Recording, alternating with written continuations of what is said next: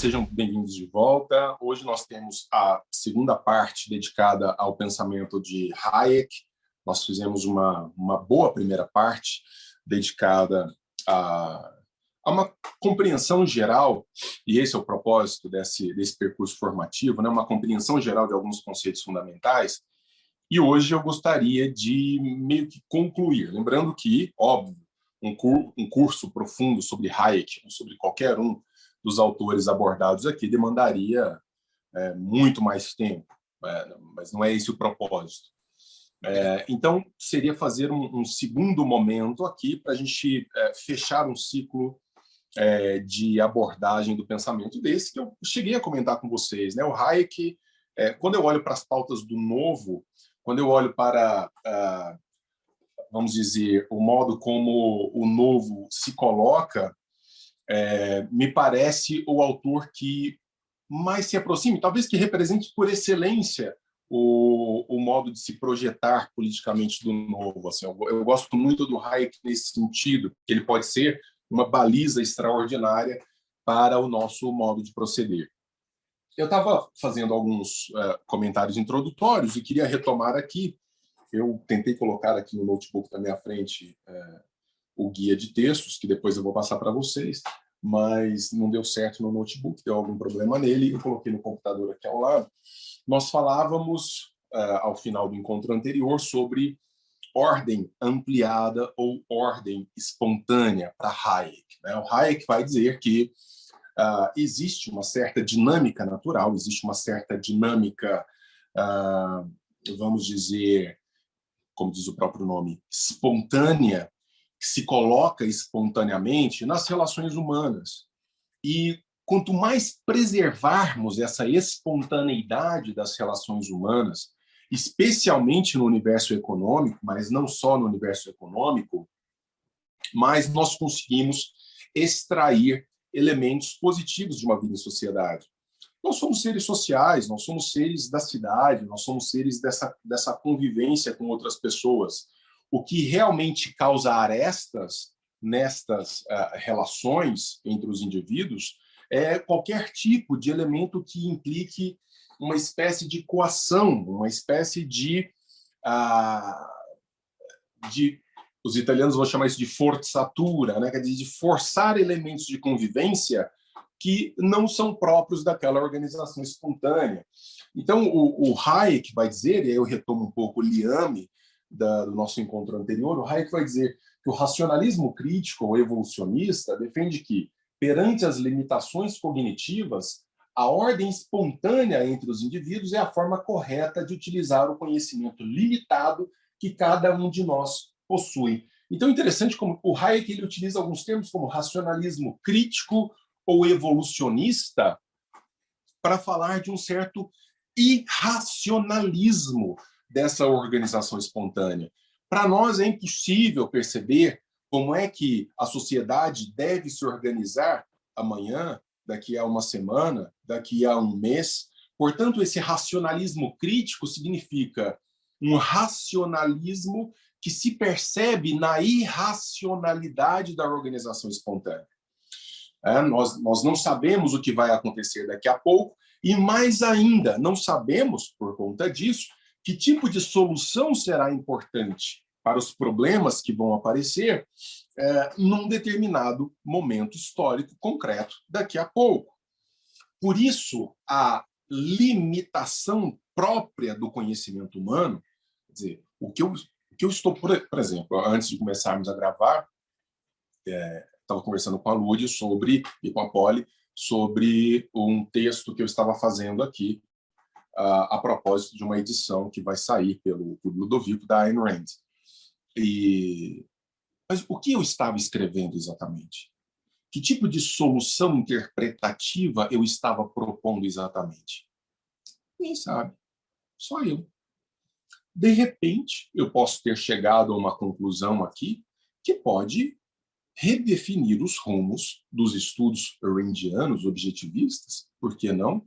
De repente, um cara que está produzindo um equipamento na sua garagem nesse momento, e não é que eu estou inventando isso de fato aconteceu, quando você olha especialmente para as grandes empresas contemporâneas de tecnologia, O cara estava lá, um molecote com cara de nerd, com um punhado de amigos com caras de nerd, produzindo certos produtos, certos conhecimentos, certos equipamentos que revolucionaram as nossas vidas. Então, é impossível você controlar o saber de toda uma sociedade a partir de uma estrutura centralizada. E respeitar essa impossibilidade e perceber que, diante dessa impossibilidade, o mais certo é exatamente conferirmos o máximo de liberdade aos indivíduos para que eles produzam soluções, produzam conhecimento a partir das suas realidades concretas. Quando nós percebermos isso, nós avançamos enquanto sociedade. Não é que precisa ser muito inteligente para entender isso, mesmo porque isso está alinhado para e passo com a evolução da nossa história e da civilização como um todo. Os países que perceberam isso e aplicaram na sua realidade essa percepção, avançaram mais. Os países que insistem em não perceber ou percebem e ignoram isso nos procedimentos diários, né, no seu dia a dia, são os países que não prosperam. O Brasil é a história de um país que não prospera, porque nós insistimos nas teses de controle da organização espontânea. Nós insistimos na tese do paternalismo, nós insistimos na tese da violência à organização que acontece naturalmente, voluntariamente, nos procedimentos de ajuste próprios dos indivíduos. Nós imaginamos que algumas pessoas são providas de um entendimento superior e que, portanto, essas pessoas, geralmente eleitas, elas devem, então, controlar uma massa que não deve ser senhora de si. O que é um erro e é de uma arrogância realmente a toda prova. Quer dizer, é esse pensamento que a Ayn Rand, né, que nós já estudamos, a Ayn Rand vai dizer, esse altruísmo, essa ideia de que eu devo me entregar para o outro, eu devo ser conduzido pelo outro, pela importância que o outro dá a certos elementos, e não as coisas do meu dia a dia, e não as coisas do meu cotidiano, e não as coisas que eu domino. Então, o Hayek vai dizer, sendo assim, por tentativas e erros, as regras, a propósito da ordem ampliada, ou ordem espontânea, né? Sendo assim, por tentativas e erros, as regras de comportamento vão sendo aprimoradas de forma involuntária, num processo em que aquelas regras se mostrem mais adequadas, são transmitidas e ou imitadas por outros.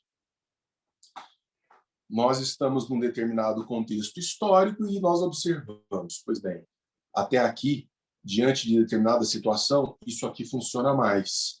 Então, eu parto daqui, é um degrau. Em relação a esse outro tema, isso aqui tem funcionado melhor.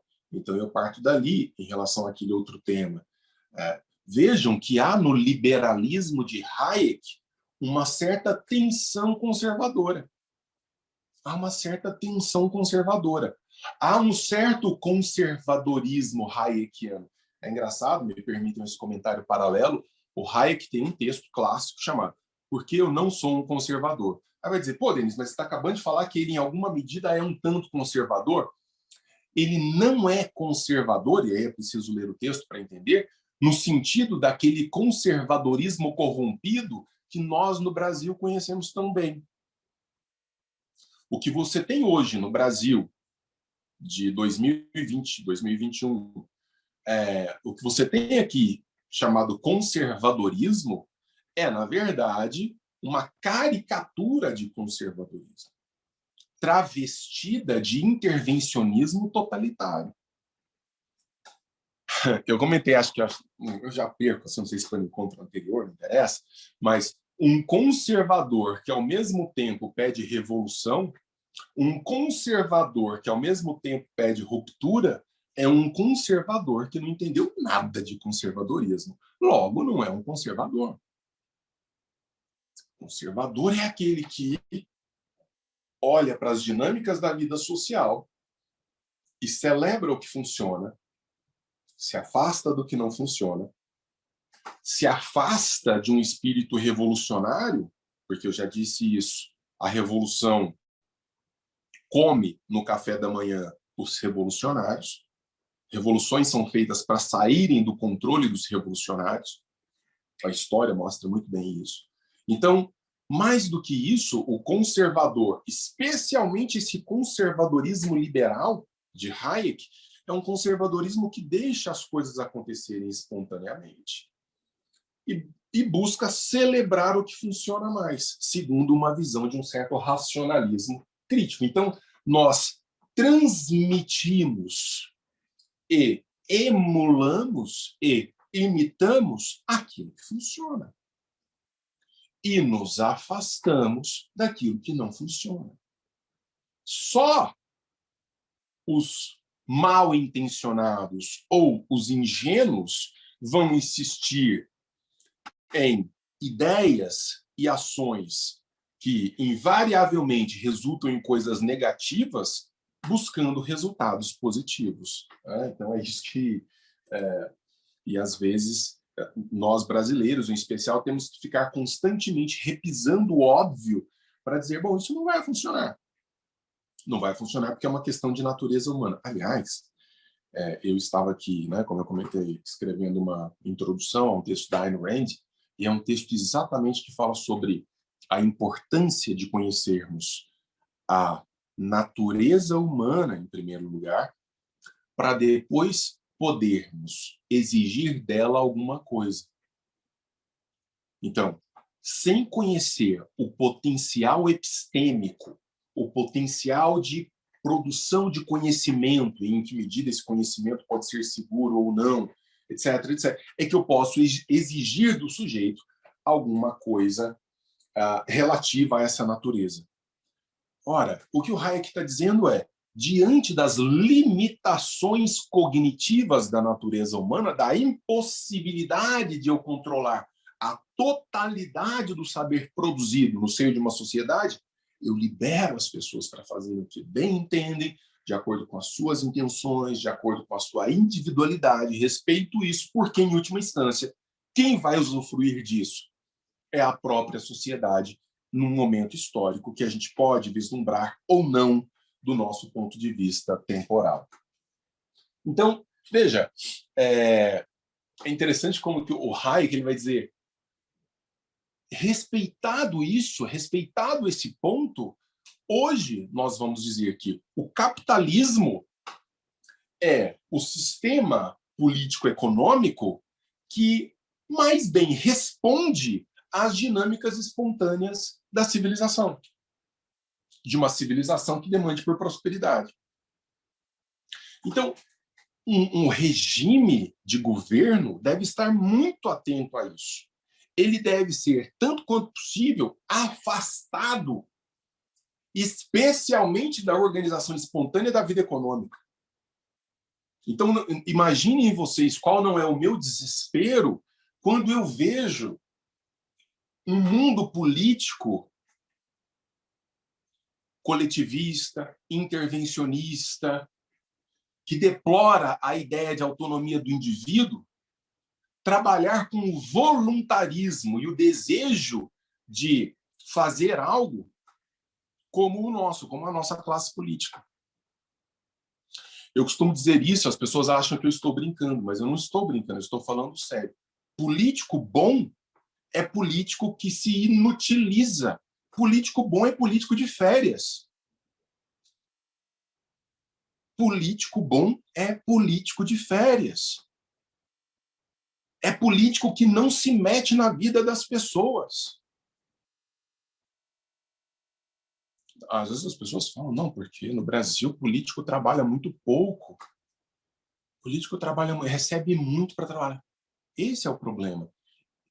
Acreditem no que eu estou dizendo, seria melhor a gente continuar pagando o que paga, para os caras não fazerem nada, se afastarem da vida das pessoas. O que depende das pessoas, elas resolvem.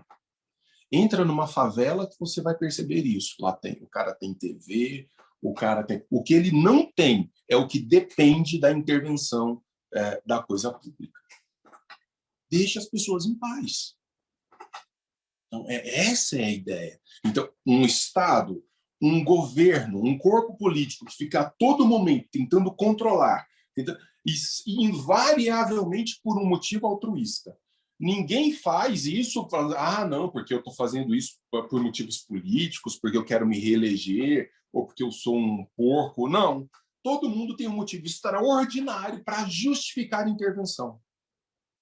Ninguém nunca cometeu um crime contra as liberdades individuais alegando ser um crime. É sempre algo extraordinário para a história da humanidade. Invariavelmente. É sempre um grande motivo altruísta. Então, vejam, hoje nós temos o capitalismo. Amanhã, que modelo vai ser? Não se sabe. Nós podemos, eventualmente, chegar a um outro tipo de organização, resultado dessas dinâmicas espontâneas? Sim, isso pode acontecer. Isso pode perfeitamente acontecer. Por isso que o Hayek vai dizer, chama-se ordem ampliada da cooperação humana, que nós podemos hoje chamar de capitalismo, mas que não necessariamente, que não forçosamente nós vamos identificar com o capitalismo, porque essa ordem espontânea da cooperação humana amanhã pode resultar noutro tipo de elemento organizacional. Então, numa visão de conjunto do que nós vimos, desde o nosso encontro anterior, passando por esse, nós temos o que ele defende? Descentralização de poder político. Por que a descentralização de poder político? Porque só lá nas pontas, é só lá na prefeiturazinha, é só lá no bairro, é só a diretora da escola, é só o administrador do hospital, é só esse pessoal que entende exatamente o que está se dando e quais são as soluções possíveis para os problemas que eles estão enfrentando. Certamente não é um burocrata engravatado em Brasília que vai dizer que tipo de solução deve ser aplicada, especialmente, sobremaneira, num país de dimensões continentais como o Brasil. Segundo ponto, economia de mercado, utilidade subjetiva. A economia de mercado significa deixar os preços se estabelecerem livremente. Até outro dia eu estava vendo um amigo num vídeo muito legal. Vejam a beleza do mercado, a beleza da relação econômica livre. É um amigo russo, não sei se eu já falei dele aqui, chamado Vladimir Pershin, e ele me mandou uma foto um dia, eu até publiquei, acho que está no meu feed, e é uma foto famosa, do primeiro McDonald's que abriram na Rússia. Quando cai o regime soviético, o McDonald's abre uma loja numa praça central de Moscou, ali pelo começo dos anos 90, mas assim, uma fila monstruosa. Uma fila monstruosa.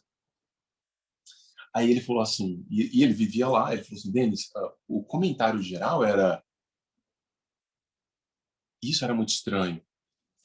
A menina que te entregava a comida, o rapaz que te entregava a comida, falava muito obrigado, e estava feliz, e estava sorrindo. Ou seja, não é uma relação unívoca de um se impor moralmente ao outro. Quando você compra alguma coisa, você diz à pessoa muito obrigado, e a pessoa que faz a venda diz também muito obrigado. Os dois saem ganhando. Há uma dupla necessidade atendida. Os dois saem mais ricos. Eu com aquilo que eu queria adquirir, o outro com o dinheiro da venda. Então, assim, são coisas que, né, nós que estamos aqui talvez não prestemos muita atenção, mas o Vladimir Pershin chamou a atenção para isso. Falou, cara, como assim? A mulher, você está dando dinheiro para ela te dá o sanduichinho e fala assim, muito obrigado, sorrindo, que coisa estranha. Essa é a moralidade do capital. Essa é a moralidade da liberdade. E invariavelmente, os burocratas, os estatistas, os intervencionistas querem se meter nessa organização espontânea, imaginando que, ao fazerem isso, podem promover algum tipo de justiça social, algum tipo de equilíbrio em meio à desigualdade entre os indivíduos, quando o problema nunca foi a desigualdade, mas a pobreza. Economia não é soma de resultado zero, quer dizer, o que você tem é mais gente trabalhando livremente, mais gente produzindo valor, mais gente produzindo riqueza. E, portanto, a desigualdade é parte de uma condição natural, nós não somos seres iguais. O problema não está em... Nós temos países civilizados, desenvolvidos, que são muito desiguais. São muito desiguais. O Japão, por exemplo, que tem uma economia extraordinária, a Austrália, que tem uma economia... São países muito desiguais. Quando você pega entre os mais pobres e os mais ricos, há um gap extraordinário, há uma falha extraordinária. Só que quando você pega os mais pobres japoneses, ou os mais pobres australianos, e comparam com os mais pobres brasileiros, você percebe que os mais pobres australianos e japoneses são aqueles que no Brasil estariam no mínimo ali pela classe média, para a classe média alta. Então o problema não é a desigualdade. O problema não é a distância que existe entre os polos. O problema é se esses polos estão mais acima ou mais abaixo. Essa é a questão. Você pode ser trilhardário. Se eu tenho o suficiente para conduzir a minha vida e para, vamos dizer, saltar para onde eu bem entender de acordo com o meu esforço, beleza. O problema é quando você me joga para cá, para baixo. Miséria, pobreza. O que causa miséria e pobreza? Intervenção nas relações econômicas. Quando você força o sistema de preços, quando você força o sistema econômico para ele dar uma resposta que ele invariavelmente não vai dar. A economia é um cavalo selvagem. Não tente domá-la por regras que contrariem a sua natureza, que você vai cair desse cavalo. Outro ponto, estado mínimo. Vida, liberdade, propriedade, proteger a ordem espontânea. Então é isso, nós temos que reduzir. Por isso que até outro dia, conversando com a deputada Adriana e com o deputado Alexis, a gente estava falando, nós, defensores dessas pautas liberais, mesmo alguns libertários, mesmo outros conservadoras, nós temos que ser mais propositivos. Não adianta uma ação política como a nossa, muitas vezes viciada só, isso não pode, isso não pode, isso não deve ser assim, isso não pode acontecer assim, é o povo chato do não, do não, do não. Tá, mas o que nós estamos propondo? Qual que é a nossa proposição? Então, nós temos que, ao mesmo tempo, dizer não, mas propor, viabilizar saídas. Então, quer dizer, diminuir a participação estatal, ok, mas então ela vai ficar restrita a quê? Qual a natureza dessa participação estatal? Então, nós temos que discutir mais esses assuntos. Bom, esse percurso formativo também pensa nisso. Estado, a ampliação do Estado deve ser permitida apenas naquilo que Hayek vai chamar de situações de desespero. Situações de desespero. Eu me lembro agora, por conta da pandemia, alguém falava assim, cadê os liberais agora? Tem que ter intervenção estatal aí para pagar uma bolsinha, não sei o quê. Tem, e dentro da pauta liberal tem essa possibilidade, já está descrita. Não é que nós somos seres sem coração, que vamos dizer assim, as pessoas estão passando fome por causa de uma pandemia, então o Estado não tem que se fazer presente. Faz parte do processo darwiniano deixar essas pessoas morrerem de fome? Não. Nós não defendemos isso. Mas apenas situações de calamidade justificam uma certa ampliação da estrutura estatal. Nada mais do que isso. E uma vez ampliada a estrutura estatal, o processo intervencionista e resolvido o problema, há de se trazer para o curso normal da mínima participação do Estado, de novo, essa presença do Estado. Então, ela amplia, eventualmente, mas ela deve voltar para o seu curso normal. O grande problema é que os estatistas, a despeito do que defendem, não são propriamente burros em termos metodológicos, eles sabem como proceder. Eles vão criando uma rede legislativa, uma rede normativa segundo a qual toda vez que o Estado amplia a sua estrutura, ali é fincada uma estaca, diz aqui, bom, daqui não há retorno. Então, nós liberais temos que também trabalhar na revogação de leis, na destruição dessas estacas burocráticas que não permitem a diminuição da estrutura estatal. Esse talvez seja um dos trabalhos mais valorosos num país que tem um corpo normativo infinito como o nosso, impossível como o nosso. Então, Estado é situação de desespero. Aprender, descobrir, criar soluções, espontaneidade, é nisso que nós devemos apostar. Portanto, a intervenção estatal é invariavelmente sinal de perigo. É difícil barrar a intervenção estatal uma vez iniciada. É o famoso caminho da servidão. O caminho da servidão é esse. A estrutura estatal demanda mais estrutura estatal. A organização estatal demanda maior presença do Estado. E o Estado chama mais Estado. E a norma chama regulamentação da norma. E a regulamentação da norma chama mais Estado. Então, e esse é o caminho que vai submetendo o indivíduo. Portanto, o que nós temos que pensar? O Estado ele deve ser árbitro em algumas situações concretas, mas a estrutura deve ser pensada para solapá-lo, para diminuí-lo, sempre que isso for possível. Então, existe aqui, como pano de fundo, o que o Hayek chama de presunção fatal. Quer dizer, o utópico fundamento científico e intelectual que o regime socialista supõe... Quando, assim, regime socialista, entenda, ele estava escrevendo num momento específico, mas aqui nós poderíamos aplicar como sinônimo a ideia do coletivismo, do intervencionismo, de todo esse esforço que se faz politicamente com pautas interventoras.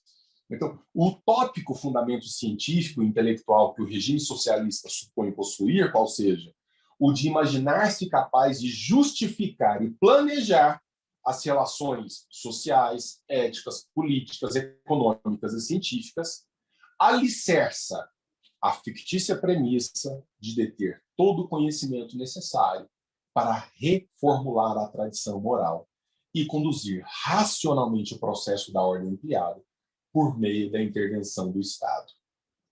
Então, qual que é a presunção fatal? A presunção que mata, a presunção que causa pobreza, desespero, tragédia.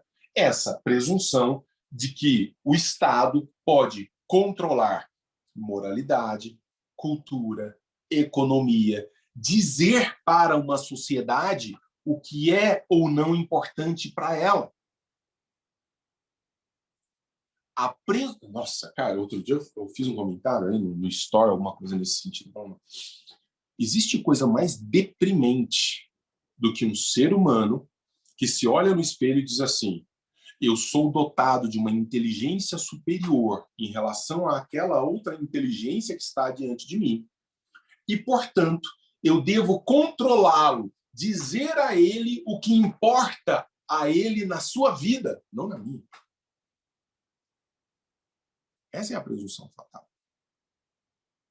E é isso que acontece o dia inteiro na atividade legislativa, especialmente no Brasil.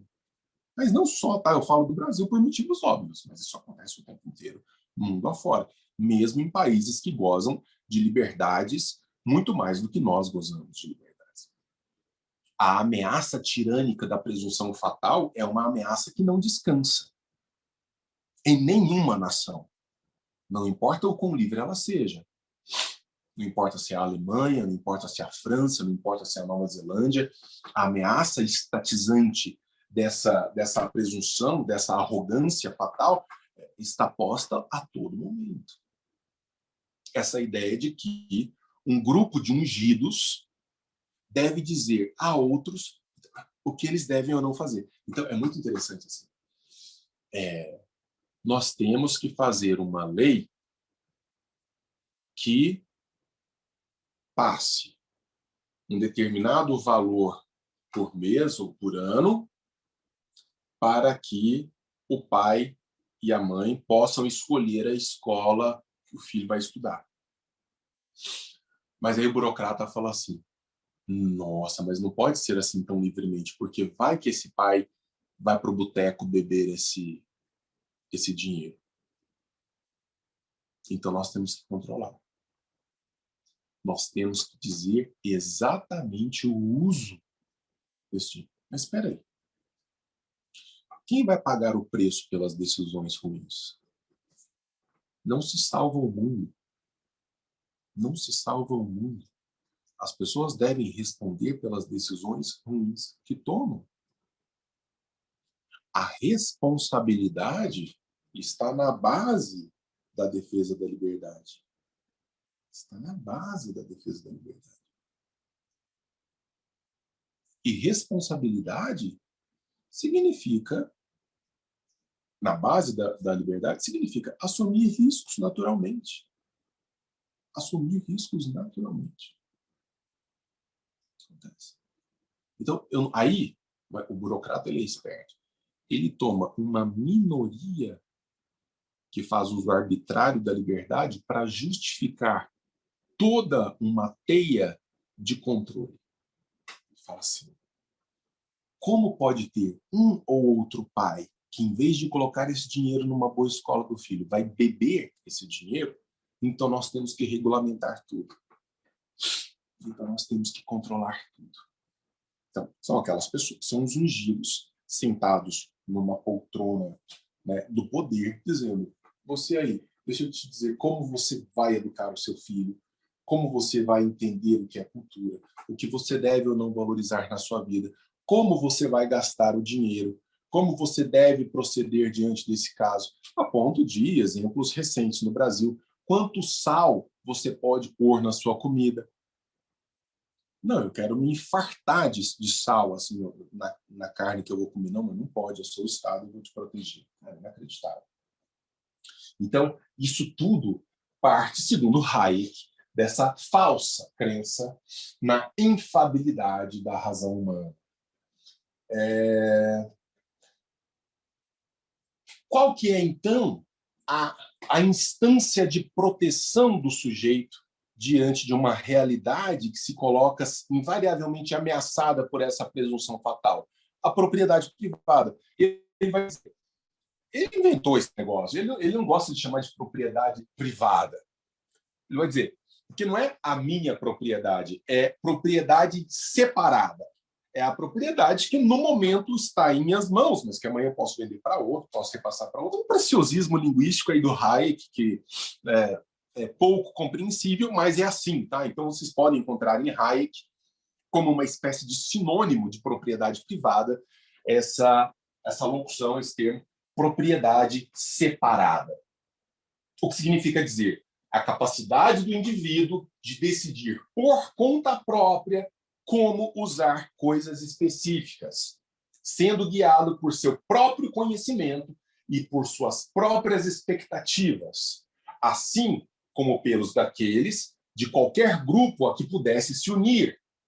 Depende do reconhecimento geral de uma esfera privada respeitada, da qual o indivíduo é livre para dispor, e de um meio igualmente reconhecido de transferir o direito a coisas particulares de uma pessoa a outra. Quem deve determinar o modo como o sujeito dispõe da sua propriedade separada é ele mesmo. O que ele deve fazer disso, como ele deve fazer disso, segundo o seu interesse, ele determina. Todo tipo, né, de intervenção que busca regular ou limitar essa possibilidade, eu brinco com os meus alunos lá da escola de pós-graduação do Instituto Mises Brasil, eu falo, é a possibilidade de você vender um órgão, de você vender seu braço. Aí eles não esquecem nunca desse exemplo. Professor, eu devia poder vender o meu braço? Bom, ele é seu, né? Ele é seu antes de tudo. Por que eu não posso vender o meu braço? Por que eu não posso vender um órgão? Por que o Estado me impede de vender um órgão? Se quem vai responder pela ausência desse órgão sou eu, Sou eu que faço o cálculo. Outro dia até acho que foi um chinês que trocou sei lá, um órgão qualquer seu por um iPhone. Né? Por quê? Bom, porque ele achava naquele momento que o iPhone era muito mais importante para ele do que um órgão. Ah, que absurdo. Bom, absurdo para quem? O que você tem a ver com isso? Deixa a pessoa dispor da sua propriedade em paz, em especial do seu próprio corpo. Não, mas tem que ter uma lei. É o tiozão do WhatsApp. Tem que ter sempre uma lei para proibir alguma coisa que o sujeito deseja fazer da sua própria propriedade, do seu próprio corpo ou de si mesmo. Da qual o indivíduo é livre para dispor e de um meio igualmente reconhecido de transferir o direito a coisas particulares de uma pessoa a outra.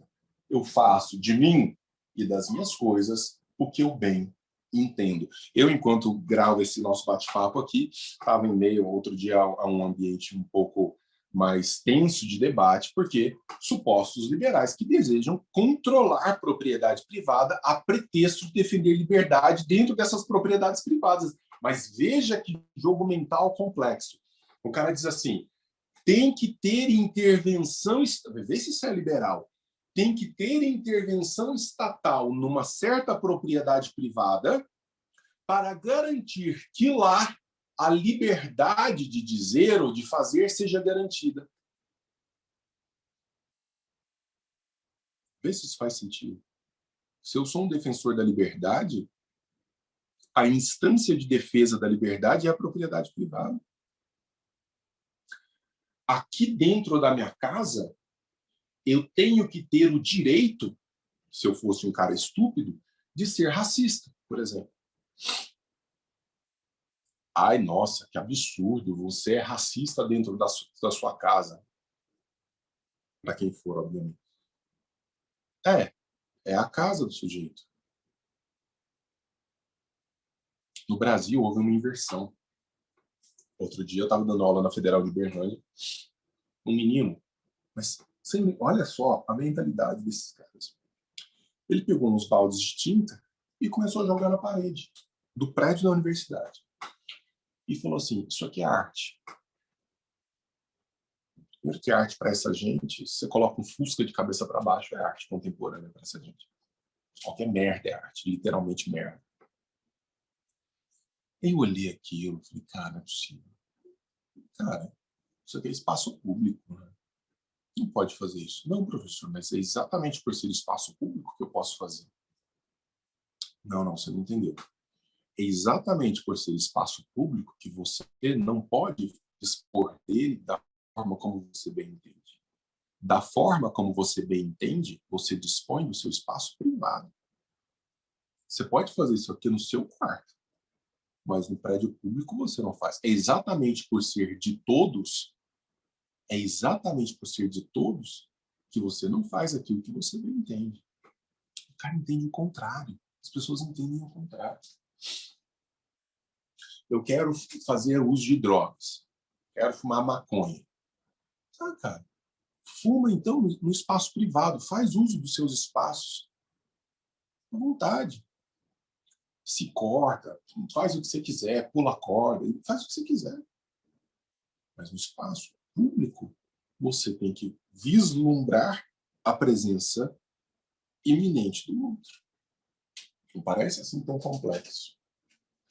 Portanto, moçada, já caminhando um pouco para o final, o Hayek vai dizer, os socialistas, os estatistas, os intervencionistas, eles estão errados, não é quanto a apenas a teoria, eles estão errados quanto aos fatos.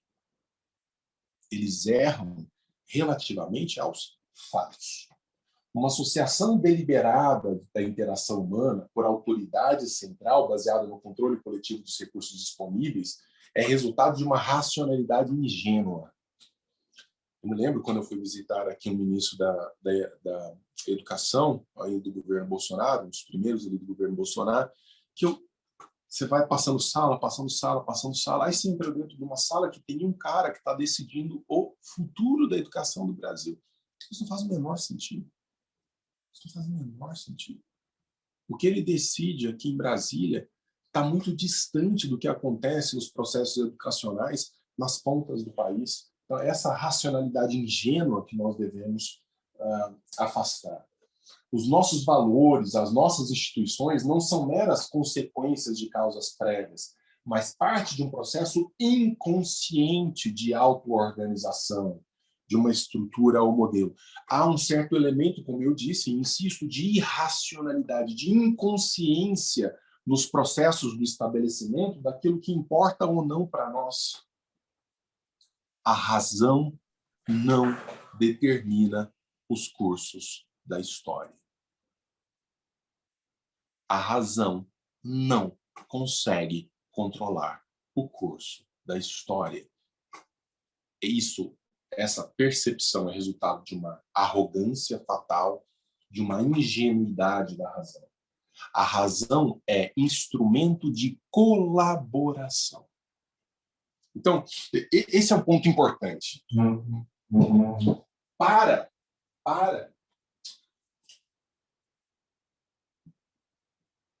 os intervencionistas, para os coletivistas, para os defensores do Estado centralizado, do governo centralizado, a razão é um fim. Ou seja, ela não é um mero instrumento.